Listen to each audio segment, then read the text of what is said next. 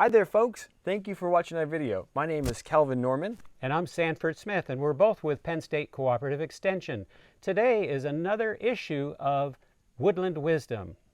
So Sandy, what are we going to be talking about today? We're going to talk about some of the common pitfalls that forest landowners fall into when managing their property. There's a lot of ways they can go wrong, so to speak, and make mistakes, and we'd like to talk about it with forest landowners so that they have a little bit of caution, I guess you might say, before they make a big decision about their forest land. So let me start with the first one, and that is a lack of a plan. And we've been talking about that for a few videos now, that if people don't have a plan, they're apt to go astray, right? They're not going to have a goal they're going to meet. You need to know your objectives for owning your forest land, but you also need to know what you want to do with your forest in terms of managing it, kind of scheduling it. You also want to determine what you don't want to do, what you want to avoid, right? And there's lots of science out there that's been generated for a long time, solutions, I should say, solutions from science that can help you as you develop a plan so you know what to do and what not to do. So that's the first one. Well, Sandy, I get a lot of emails about folks, asking about running their own timber harvest. You got any advice about, kind of a do-it-yourself timber harvesting? Oh yeah, okay, this is a big one. So timber harvesting is something that happens on forest lands, and many people get involved with this, and that's fine, but what I tell people is don't do it yourself.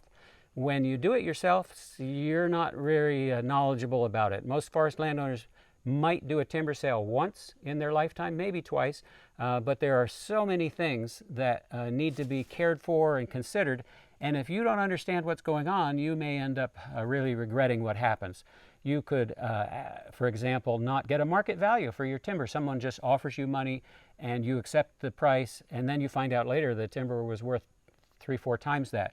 Or another thing is you end up with a forest on your property that you don't really want. In other words, all your one type of tree has been removed, or all your best trees have been removed. So there's a lot of issues and things that need to be managed properly, but the future of your forest land is really up to you. And someone who comes in and tries to buy your timber might not necessarily care that much about the future of your property. They're there to procure something, and you want to make sure that you're assuring a good, healthy forest in the future on that land. So those are just a few things, but avoid the do-it-yourself timber sale, get professional assistance, and get unbiased assistance before you make any kind of timber sale activity happen on your property. Well, Sandy, you said that we're going to have three things. We've done 2 so far, so what's our third one? All right, the third one is let Mother Nature rule.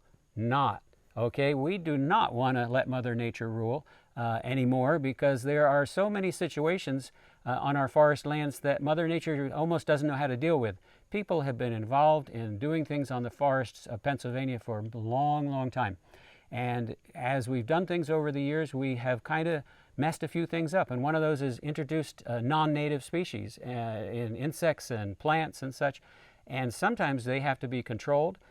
Sometimes things are out of whack, like there's too many deer in an area, which prevent the young trees from growing back in. So those are just a few examples of the things that need to be managed by the forest landowner or their assistants so that you have a good, healthy forest in the future. So again, a lack of a plan, a do-it-yourself timber sale, and letting Mother Nature rule are the pitfalls that I can think of right offhand that forest landowners often fall into.